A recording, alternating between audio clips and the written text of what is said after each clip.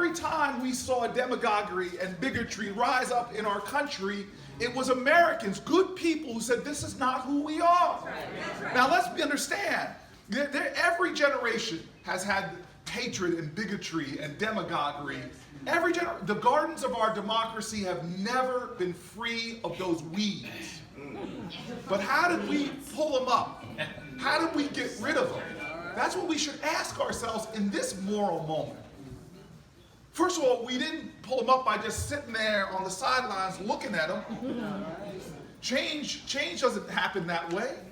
You all think we got women's rights in this country because a bunch of men suddenly decided on the Senate floor, hey, let's give those women the right to vote? No. It came through activism, suffrage movement. It came from multiracial, multi-ethnic coalition. Frederick Douglass's last meeting he attended before he died was a suffrage meeting, because he knew that his justice and his rights were wrapped up in those of women. The second way we've won and got rid of these weeds is not just being active, but by not taking on the tactics and the spirit of the weeds we were trying to remove from our gardens. Now this is very important, because I hear a spirit that is understandable that we're being drawn there. I was going into a town hall in Iowa, and I'm about to run up on the stage, and a big guy sees me. I'm a big guy. I'm a former tight end for Stanford University, former All-American football player. The older I get, the better I was. Come on now. Don't let hateful people pull you to hate.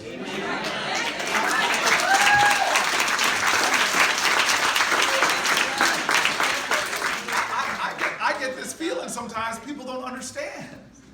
You can't beat hatred with hatred. You can't cast out the dark if you get dark yourself. This is the time we need to be doubling down on the best of who we are, not the worst of who we are.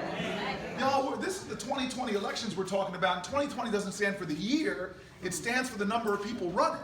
2020, y'all got a lot of candidates, a lot of people to choose from. And if you guys want some kind of fight fire with fire candidate, you know, you can go with somebody else. That's not me. I ran a fire department as a mayor. It's not a good strategy to putting out fires. We have to be, in this moral moment, a nation of activist love. Because I want to tell you, a lot of people want to simply point fingers at Donald Trump and think removing him from office suddenly gets us back to being a nation. That's not true. I hear Democrats now, they say the number one thing they want is just to beat Donald Trump. And I'm like, God, can't we have bigger ambitions than that?